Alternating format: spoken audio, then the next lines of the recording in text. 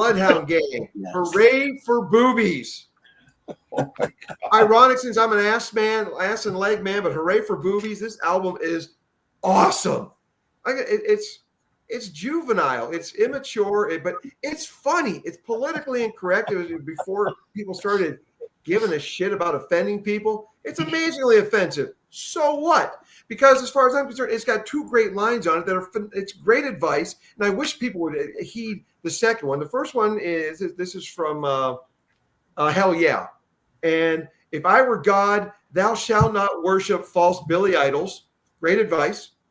And also, thou shalt not wear tube socks with flip-flops. It looks stupid. Almost as bad as wearing Crocs. We're never going to get sponsored by Crocs. I'm going to come right out and say it. Stupid look. It has skits going on between it. Just a funny thing with him and his mom. I'm not going to get vulgar on the show. Listen to the album, but Mama's Boy goes into 3.14. And for those fans of Revenge of the Nerds, you know what kind of pie.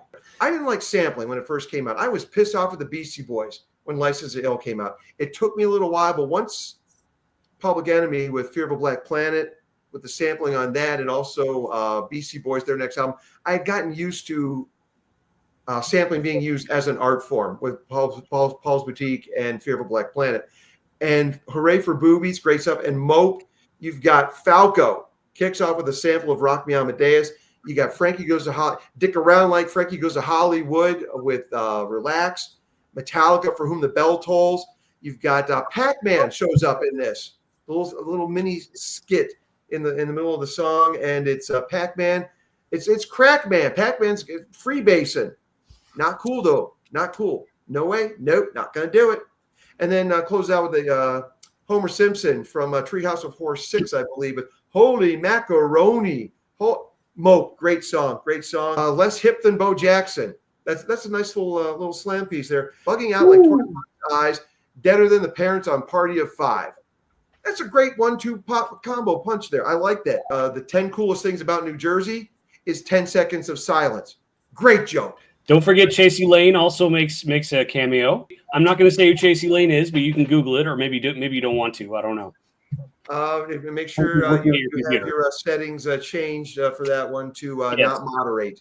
No, you want to have off on that one. The Bad Touch was the single off of that one, and how that became a single, I don't know, but funny song. I mean, it's just a fun, like I said, it's immature, it's funny. A lap dance is so much better when the stripper is crying.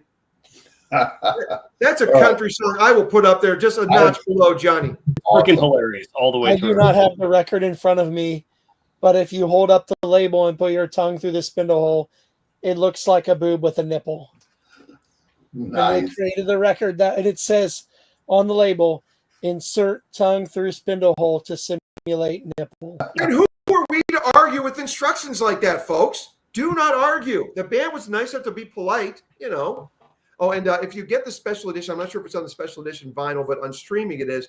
They do an amazing cover of Black Sheep's "The Choice Is Yours" with a little bit of a metal edge. I like when they get the metal guitar going. The Bloodhound Gang, Hooray for Boobies, my #1 album from, and a great way to end the decade of the '90s before I turned 30 and had to at least start acting a little bit mature.